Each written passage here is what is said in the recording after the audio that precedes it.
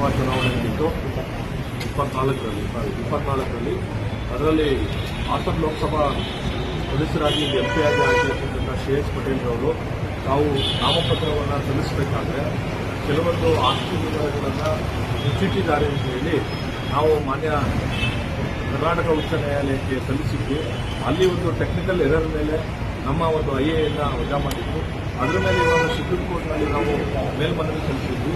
ಮೇಲ್ಮನವಿಯಲ್ಲಿ ನಮ್ಮ ಏನು ಮನವಿಯನ್ನು ಪುರಸ್ಕರಿಸಿ ತಕ್ಷಣವೇ ಕೂಡ ನೀವು ಅವರಿಗೆ ಹ್ಯಾಂಡ್ ಅಂದರೆ ಕೈಯಲ್ಲೂ ಕೂಡ ಸರ್ವ್ ಮಾಡಬೇಕು. ಅವರ ಆಫೀಸಲ್ಲಿದೆ, ಅವರ ಆಫೀಸ್ಗೂ ಕೂಡ ನೋಟಿಸನ್ನು ಸರ್ವ್ ಮಾಡಬೇಕು. ಮತ್ತೆ ಅವರ ಮನೆಯಲ್ಲಿದೆ, ಅಲ್ಲೂ ಕೂಡ ನೋಟಿಸ್ ಸರ್ವ್ ಮಾಡಬೇಕು ಅಂತ ಹೇಳಿ ಮಾನ್ಯ ಸರ್ವೋಚ್ಚ ನ್ಯಾಯಾಲಯ ನಮಗೆ ಆದೇಶ ಮಾಡಿತ್ತು. ಅದರ ಪ್ರಕಾರ ನಾವು ಇವತ್ತು ಮಾನ್ಯ ಹಾಸನ ಜಿಲ್ಲೆಯ ಸಂಸದರಾದಂತಹ ಶ್ರೇಯಸ್ ಪಟೇಲ್ ಅವರ ಒಂದು ಕಚೇರಿ ಏನಿದೆ ಆ ಕಚೇರಿಗೆ ಬಂದು ಇವತ್ತು ನಾವು ನೋಟಿಸನ್ನು ಅಂಟಿಸಿದ್ದೇವೆ. ಅದೇ ರೀತಿ ಅವರಿಗೆ ಬೈ ಹ್ಯಾಂಡ್ ಕೂಡ ಮಾಡಲಿಕ್ಕೆ ಸುಪ್ರೀಂ ಕೋರ್ಟ್ ಆದೇಶ ಮಾಡಿದೆ. ಅದನ್ನು ಕೂಡ ಬೈ ಹ್ಯಾಂಡ್ ಸುಪ್ರೀಂ ಕೋರ್ಟ್ ಆದೇಶದಂತೆ ಶುರು ಮಾಡ್ತೀವಿ. ನಮಗೆ ಈ ಪ್ರಕರಣದಲ್ಲಿ ಖಂಡಿತವಾಗಲೂ ನ್ಯಾಯ ಸಿಗುತ್ತೆ ಅಂತಕ್ಕಂತಹ ಭರವಸೆ ಇದೆ. ನಾನು ಏನು ಜಾತ್ಯತೀತ ಜನತಾದಳದ ಲೋಕಸಭಾ ಅಭ್ಯರ್ಥಿ ಇದ್ದರು, ಅವರ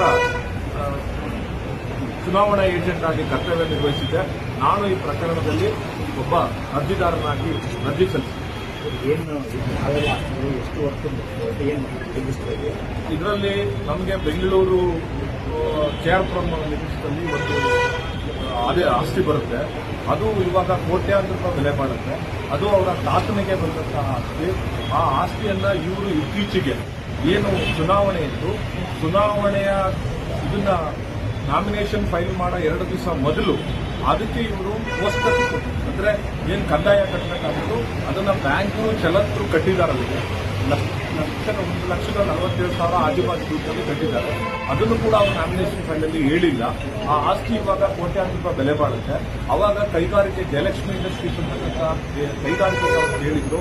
ಅದು ಅವತ್ತಿಂದ ಕೂಡ ಈ ಕೃಷ್ಣಗೌಡರ ಹೆಸರಲ್ಲೇ ಬಂತು. ಈ ಕೃಷ್ಣಗೌಡರ ಹೆಸರಲ್ಲಿ ಬಂದ ಮೇಲೆ ಅವ್ರ ಮರಣಾನಂತರ ಇತ್ತೀಚೆಗೆ ಈ ಚುನಾವಣೆಗಿಂತ ಮೊದಲು ಅವರು ಅದು ನಮ್ಮ ತಾತನ ಆಸ್ತಿ ಅಂತ ಹೇಳಿ ಅದಕ್ಕೆ ಅವರು ಪ್ರಾಪರ್ಟಿ ಕಂದಾಯವನ್ನು ಕಟ್ಟಿದ್ದಾರೆ. ಆಕ್ಸಿಸ್ ಬ್ಯಾಂಕ್ ಚಲನನ್ನು ಕಟ್ಟಿದ್ದಾರೆ. ಆ ಕೂಡ ನಾವು ತಗೊಂಡಿದ್ದೀವಿ.